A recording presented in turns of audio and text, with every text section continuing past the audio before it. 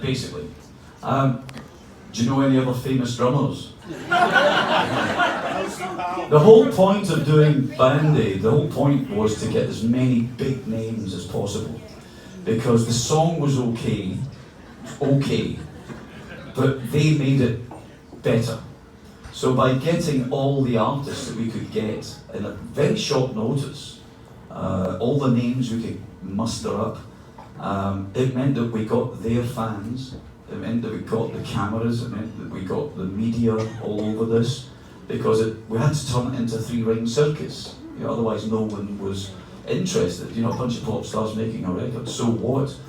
But you get a huge amount of pop stars making a record and it's news. So Phil was not only a huge name at the time, but a brilliant drummer. So on the record, there's only Phil Collins and I, you know, and all those people that sang, forget them. Because I played all the instruments on it, and Phil came in, and it was his one day off.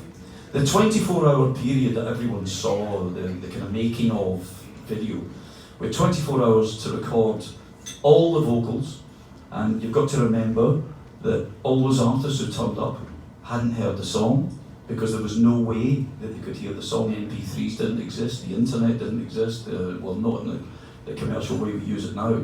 So there was no way they could hear the song. They all turned up cold. So we had to assign the vocal parts, which we hadn't thought about. We had to record all the vocals, record all the chorus vocals, and do Phil's drums. He sat there for 5 hours.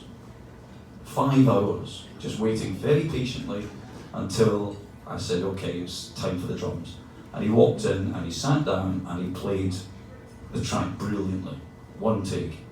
And he came into the control room and said, I overplayed, I want to do it one more time.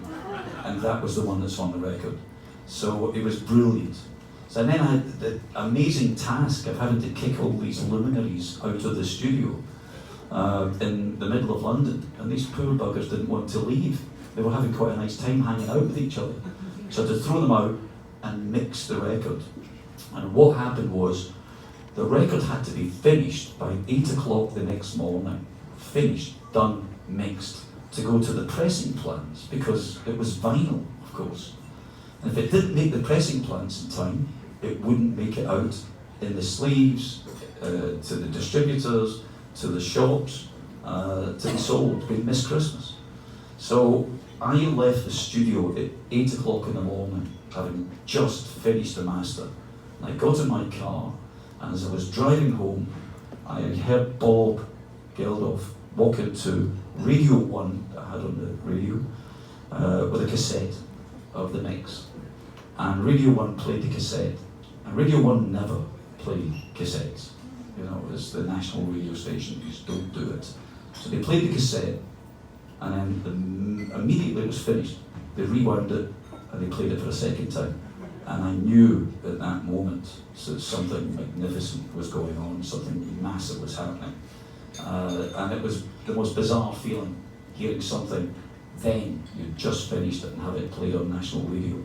These days, of course, you can finish a track, stick it on the internet, and people can hear it straight away. But then it was a revolution, it was a whole different thing. So, thank you, thanks, and I hope you got the record.